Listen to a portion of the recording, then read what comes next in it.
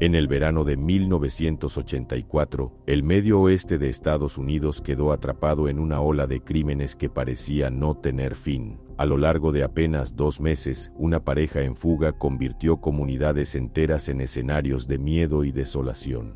Sus nombres eran Alton Coleman y Debra Brown, y juntos sembraron un rastro de asesinatos, secuestros y agresiones que desafió a las autoridades de 6 estados y marcó para siempre la memoria colectiva del país.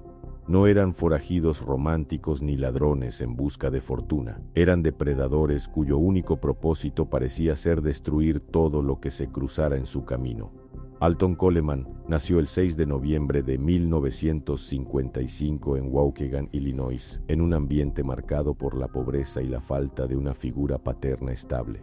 Desde temprana edad fue descrito como un niño problemático, con arranques de ira y conductas perturbadoras. Se divertía lastimando animales, manipulaba a sus compañeros y mentía de forma compulsiva. Con el paso de los años, esa personalidad antisocial se volvió más evidente y peligrosa, alejándolo de cualquier posibilidad de una vida normal. Durante su adolescencia, Coleman comenzó a delinquir con frecuencia. Primero fueron robos menores y peleas, pero pronto aparecieron acusaciones por agresiones sexuales, especialmente contra niñas y adolescentes. A pesar de múltiples detenciones, la falta de condenas largas lo mantenía en las calles, ganándose una reputación de depredador reincidente. Su carácter violento estaba siempre oculto detrás de una máscara de carisma. Sabía mostrarse amable y encantador cuando lo necesitaba, lo que lo convertía en un manipulador eficaz y por ello aún más peligroso. Debra Denise Brown, en contraste, nació el 11 de noviembre de 1962 en Indianápolis, Indiana.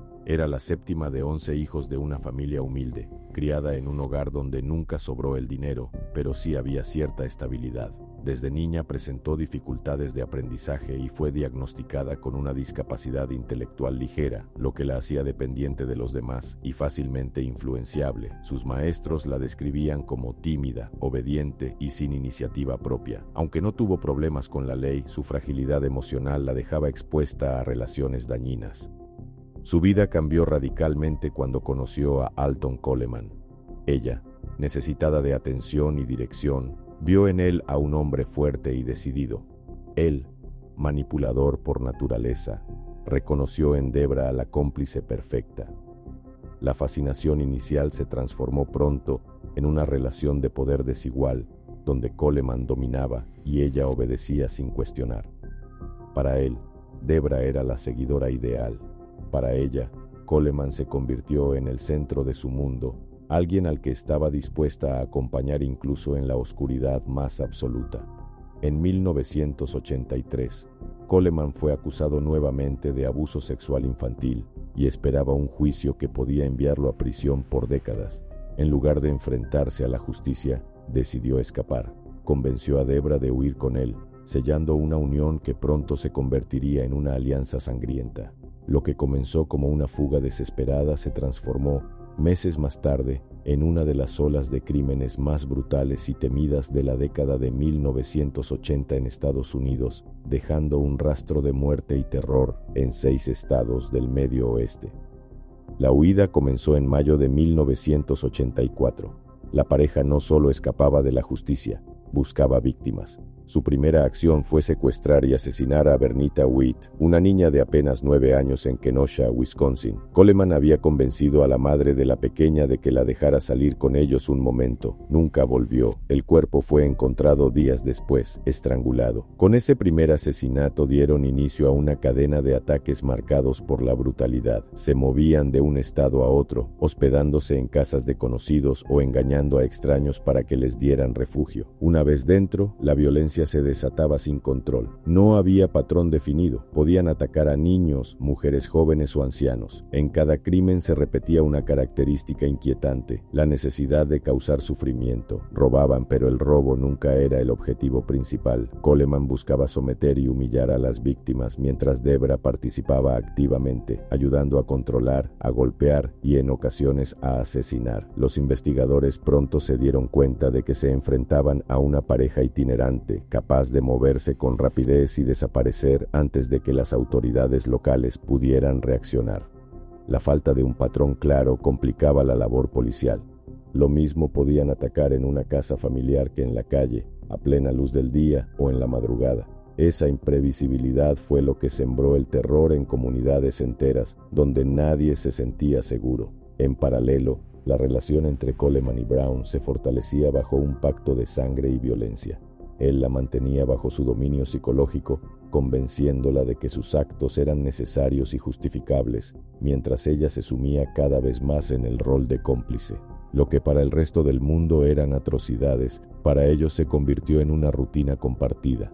Esa unión, basada en la sumisión de Debra y el sadismo de Alton, fue el motor que impulsó la serie de crímenes que marcarían a fuego durante junio y julio de 1984. La pareja recorrió Illinois, Indiana, Michigan, Ohio, Wisconsin y Kentucky, dejando un rastro de sangre. En cada estado se les atribuyeron asesinatos y ataques brutales. En Michigan asesinaron a Toni Story, una joven de 15 años. En Ohio acabaron con la vida de Marlene Walters, de 25 años, después de someterla sexualmente. En otros casos atacaron familias completas, golpeando a los padres, agrediendo a los niños y huyendo con objetos robados. Su forma de operar los hacía aún más peligrosos. Muchas veces se acercaban a familias afroamericanas que al verlos como una pareja común confiaban en ellos. Era entonces cuando se aprovechaban de esa confianza para atacar.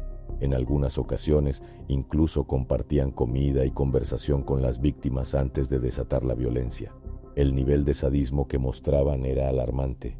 No se limitaban a asesinar, en muchos casos torturaban a las víctimas, prolongando el sufrimiento de manera innecesaria. Los sobrevivientes describieron golpes brutales, amenazas constantes y una frialdad que helaba la sangre. En varias escenas del crimen se hallaron objetos personales de las víctimas desparramados, como si la pareja disfrutara dejando señales de humillación más que de simple rapiña. A medida que se conocían más detalles, la prensa empezó a catalogarlos como una plaga errante, capaces de infiltrarse en cualquier vecindario. Cada nuevo ataque sembraba pánico en comunidades enteras. Las familias cerraban puertas y ventanas al caer la tarde. Los vecinos se vigilaban unos a otros, y el simple rumor de que la pareja asesina podía estar cerca bastaba para paralizar a ciudades enteras. En apenas 2 meses, Coleman y Brown fueron vinculados a más de 20 ataques, con 8 víctimas mortales confirmadas y varias más que sobrevivieron con secuelas físicas y psicológicas. La prensa empezó a seguir de cerca la historia. Los apodaron la pareja asesina, comparándolos con Bonnie y Clyde, aunque la motivación de Coleman y Brown estaba lejos del romanticismo de los criminales de los años 30. Ellos no buscaban fama, ni dinero, ni notoriedad. Buscaban dominar, agredir y destruir. El FBI los incluyó en la lista de los 10 más buscados y pronto la persecución se convirtió en un operativo nacional. Las comunidades del Medio Oeste vivían en pánico, con familias enteras encerrándose en sus casas al caer la noche. Los detalles de los crímenes que se iban conociendo aumentaban el miedo. En varios casos, las víctimas sobrevivientes narraban cómo Debra, lejos de ser solo una acompañante, participaba con una frialdad sorprendente. Golpeaba, insultaba y ayudaba a Coleman a inmovilizar a las víctimas. La cobertura mediática, cada vez más intensa, convirtió la cacería de Coleman y Brown en un espectáculo de horror seguido por todo el país. Los noticieros transmitían fotos de la pareja en horario estelar, alertando a la población y recomendando no abrir las puertas a desconocidos. El miedo trascendió las zonas donde operaban. Incluso estados lejanos comenzaron a reportar falsas alarmas, fruto del pánico colectivo que generaba escuchar sus nombres. Al mismo tiempo, las comunidades afroamericanas, de las que ambos provenían, se veían particularmente afectadas.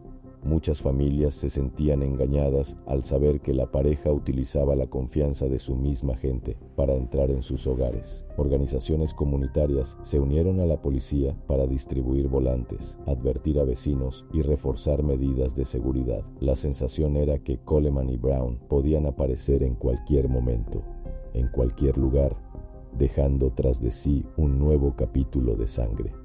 El 20 de julio de 1984, tras semanas de intensa búsqueda, Coleman y Brown fueron localizados en Evanston, Illinois. Habían intentado pasar desapercibidos como vagabundos, moviéndose en parques, pidiendo comida y durmiendo en la calle. Sin embargo, un ciudadano que había visto el rostro de Coleman en un cartel de "Se busca", reconoció sus facciones y, sin dudarlo, alertó a la policía. La detención se llevó a cabo sin resistencia. La pareja estaba exhausta después de semanas de fuga, desnutrida, con la ropa sucia y los zapatos desgastados. Cuando los agentes se acercaron, Coleman apenas opuso palabra y Debra permaneció en silencio, siguiendo cada orden con la sumisión que la caracterizaba. En cuestión de horas fueron trasladados a prisión, enfrentando una lista interminable de cargos: asesinatos, violaciones, secuestros, asaltos y robo de vehículos, entre otros. La captura puso fin a una de las persecuciones más intensas de la década, movilizando no solo a policías estatales, sino también al FBI y a las autoridades locales de al menos 6 estados. La noticia corrió como pólvora en los noticieros nacionales. Por fin, después de más de 2 meses de terror, la pareja asesina había sido atrapada. Para las comunidades que habían vivido bajo el miedo constante, la detención fue recibida como un alivio colectivo, aunque el dolor de las familias afectadas seguía intacto. Durante los traslados iniciales y las primeras audiencias, la prensa buscaba retratar cada gesto de la pareja. Coleman aparecía con una actitud desafiante, sin mostrar arrepentimiento, mientras que Brown se mantenía callada, casi ausente, como si no comprendiera del todo la magnitud de lo que había sucedido. Aún así, para las autoridades quedaba claro que ambos, en distintos grados, habían participado activamente en una serie de crímenes que quedarían grabados en la memoria criminal de Estados Unidos. Cada estado donde cometieron crímenes abrió procesos judiciales. Los fiscales presentaron pruebas de ADN, testigos y declaraciones de sobrevivientes que coincidían en el mismo relato. Una pareja que actuaba en conjunto, donde Coleman lideraba y Brown lo secundaba con una lealtad ciega. Coleman fue condenado a muerte en múltiples jurisdicciones. Recibió sentencias de ejecución en Illinois, Indiana y Ohio. Brown también fue sentenciada a muerte, pero su defensa argumentó que sufría discapacidad intelectual y que había sido completamente dominada por Coleman. La corte conmutó su sentencia a cadena perpetua. Las audiencias revelaron detalles espeluznantes: cómo convencían a niños para que los acompañaran, cómo engañaban a familias enteras, cómo ejecutaban a las víctimas con saña. Las familias de los afectados escuchaban los relatos con impotencia, mientras la prensa describía a Coleman como un monstruo carente de empatía y a Brown como la cómplice sumisa que había perdido cualquier voluntad propia. El 26 de abril de 1992, Alton Coleman fue ejecutado por inyección letal en la prisión de Ohio. No expresó arrepentimiento ni pidió perdón a las familias. Murió con la misma frialdad con la que había vivido, dejando tras de sí un legado de terror. Debra Brown, por su parte, permanece hasta hoy en prisión, cumpliendo cadena perpetua sin posibilidad de libertad condicional.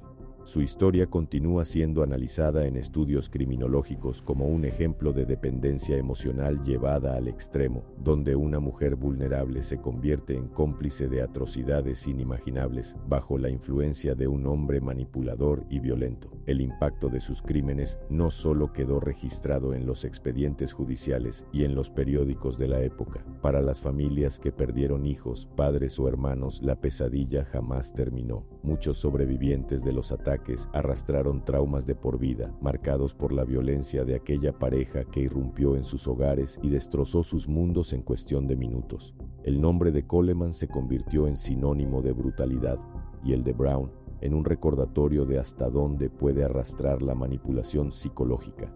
Con el paso de las décadas, el caso ha seguido siendo objeto de documentales, análisis académicos y debates en torno a la justicia.